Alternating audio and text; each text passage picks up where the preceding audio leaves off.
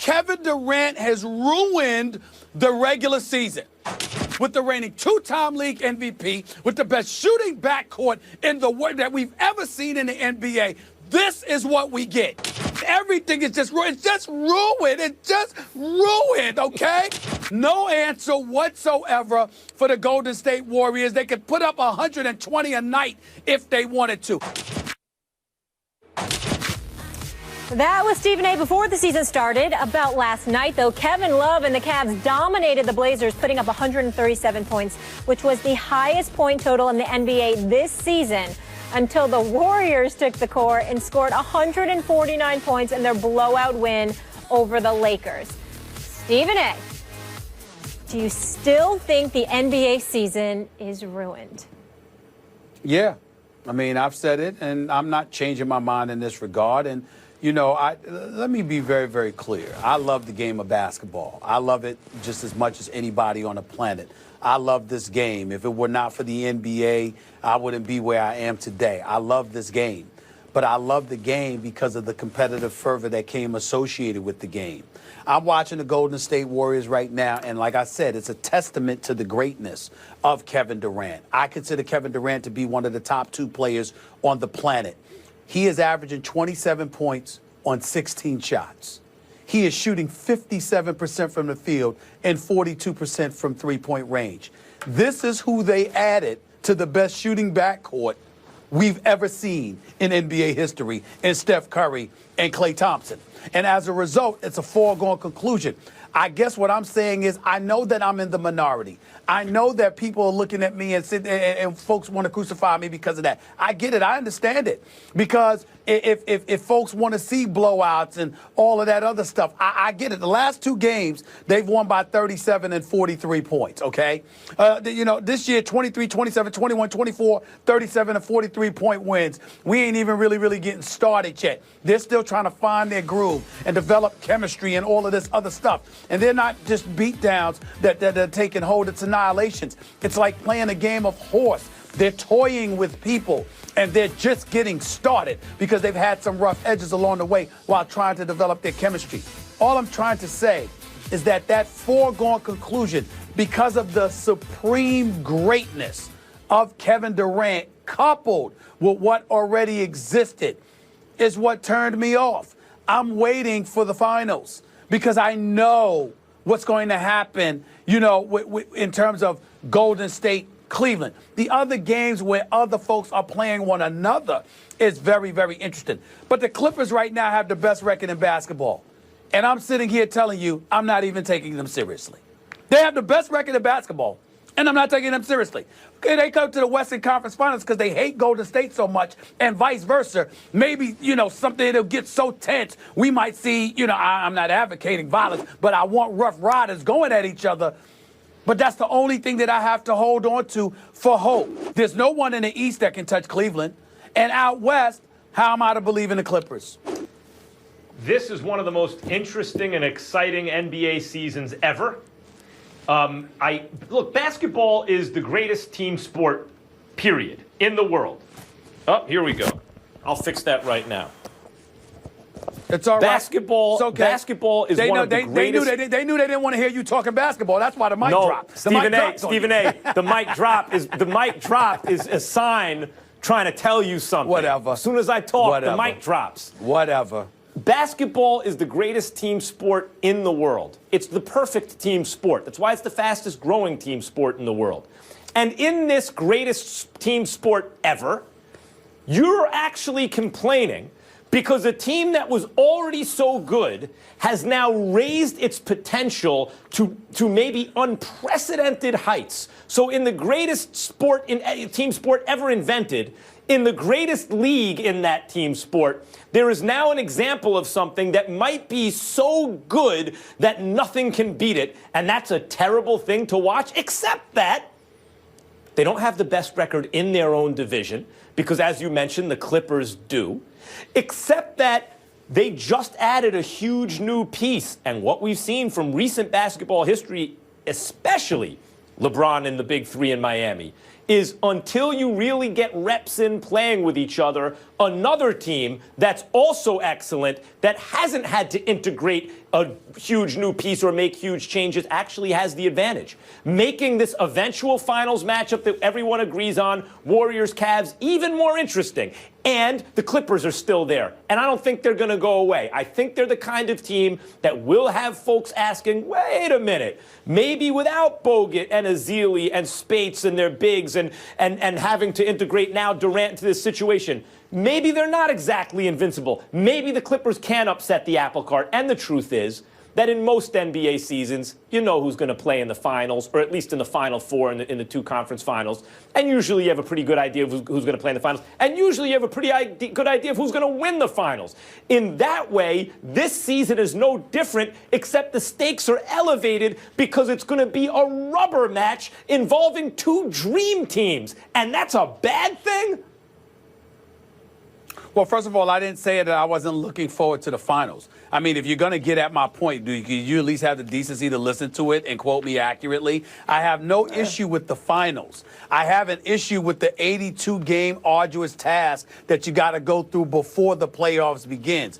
That's what has me rubbed the wrong way. The fact that we've been stripped of any kind of suspense. Now, you could sit up there and make the argument. To me, the most poignant argument one can make, particularly yours, would be if you're talking about the Clippers and you're saying that the Clippers are a legitimate threat to the Golden State Warriors. In my opinion, the Clippers' best chance for a championship were blown a couple of years ago when Houston came back from that deficit in Game 6 at the Staples Center and outscored them like 49-9 with James Harden on the bench primarily for most of the time. Because the Golden State Warriors had not won yet, they were still trying to figure out how to win a championship, and I thought that was an ideal opportunity for Blake Griffin with Chris Paul and DeAndre Jordan and those boys to take advantage of it, capitalize off of it, and win a championship. The fact that they failed to do so that year, and then Golden State has basically been the dominant fixture, and they know what they're doing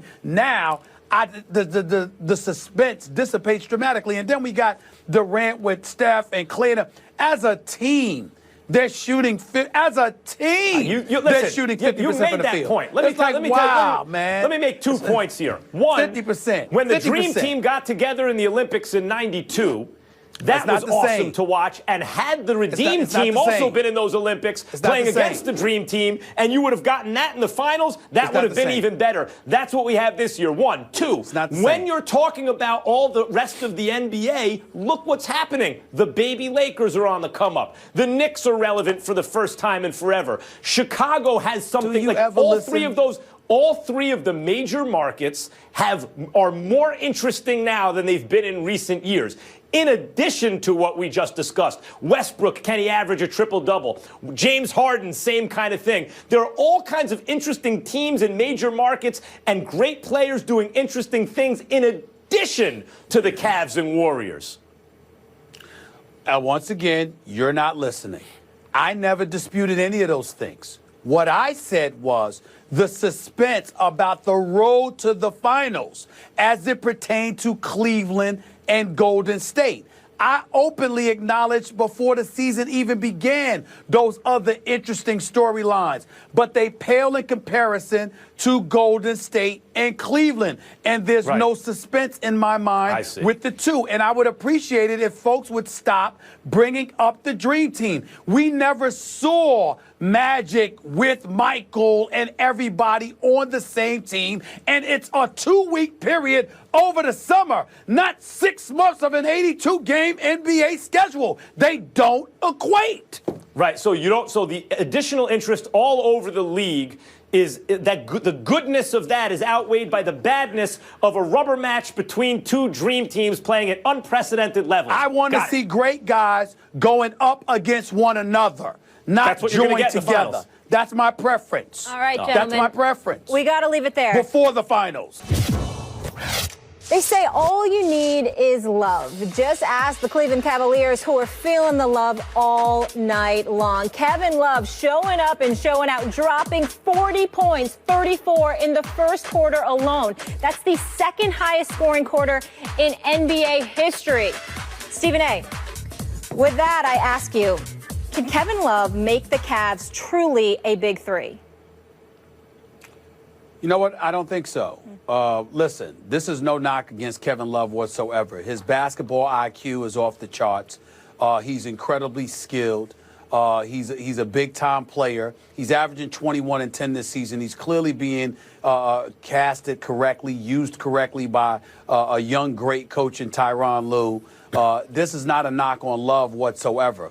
I've just always viewed Love as a better 1 or 2 option, pretty much primarily a 2 option, as opposed to a 3. I know he can shoot those threes, as evidenced last night when he hit 8 of them in the first quarter. LeBron James had 6 of his 13 assists by feeding Love all on threes. It would have been nice to see LeBron James keep giving it to him so he could have dropped 50, but that's a subject for another day. At the end of the day, Love is a big-time player, somebody that I think has been underappreciated by myself included at times, as well as everybody else. He's a big-time player, but I do think being that third wheel is very, very difficult for him. And even though Tyronn Lue gets him the first touch of every game, make sure he has him more assertive and active because he's getting him the ball on the blocks and he's doing some things. I think against some of the better teams in the league who actually know how to get out on the perimeter and defend perimeter shots, we're not going to see something like this from him. And as a result, even though I don't think it would be as bad offensively, Max, as it was in the finals where he was relatively impotent offensively, but he did make noise defensively and with rebounding in terms of his point production against some of the elite teams that can get out there and defend the perimeter.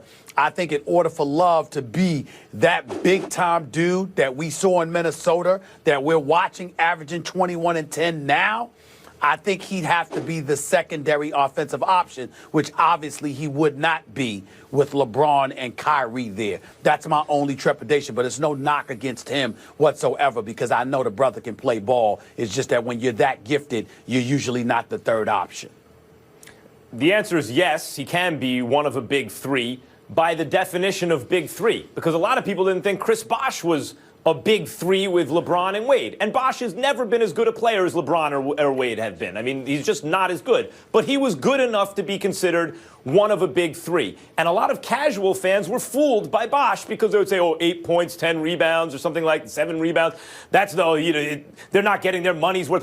But Bosh was playing defense. He was doing every single thing the coach asked him to do, stretching it out when they needed to, all those kind of things. He was doing everything that the coach wanted him to do. And so, in fact, he was a huge part of their success, which is why Spoelstra and Riley would say, actually, Bosh is our most indispensable player. And at the time, I was having arguments on the radio and on Sports Nation with people. People were blowing me up on Twitter when I would say Bosh is better than Kevin Love because Kevin Love was putting up 25 and 12. Oh, Bosh is 8 points and 7 rebounds last night. You see that? Yeah, it's the way the coach is using him. So, yes, it's not a question of are they a big three? It's a question of how is Lue going to use Kevin Love? When he's the primary scoring option, he will appear to be a top 5 player to some misguided folks who thought he was. He was never a top 5 player.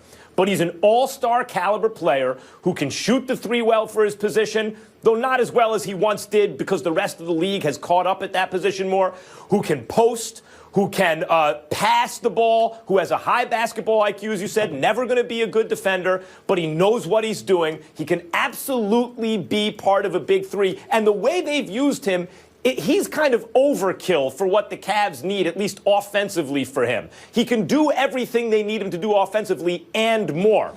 The question as to whether people will catch on that he's part of a big three is if they ask him to do more, because he's capable of doing it. But on a team with LeBron and Kyrie, you don't always need him to do it. This is the issue with basketball. There's only one ball. So statistics of individual players, the kind of counting numbers, points, rebounds, assists, don't always tell you the full story and can mislead fans.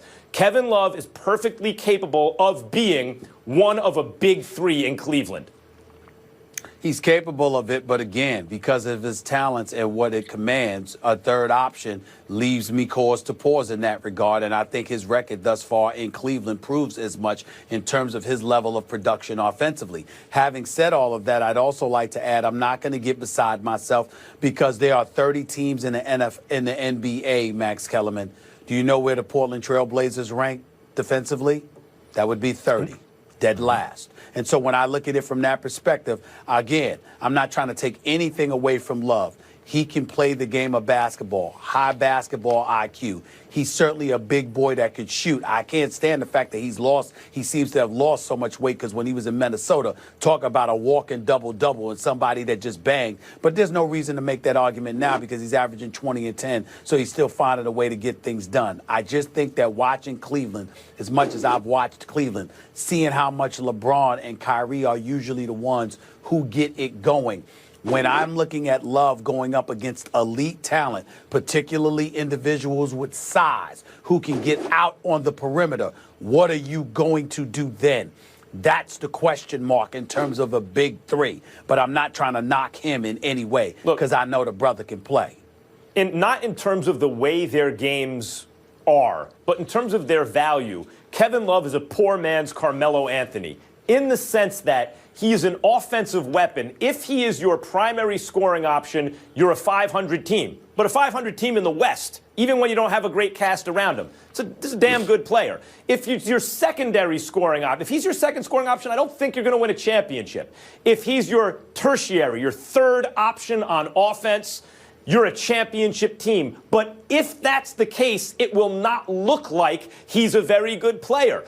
What do you care more about? The results on the court, winning, or the kind of statistical profile and the kind of stuff that makes fans acknowledge how much of a contribution you're making?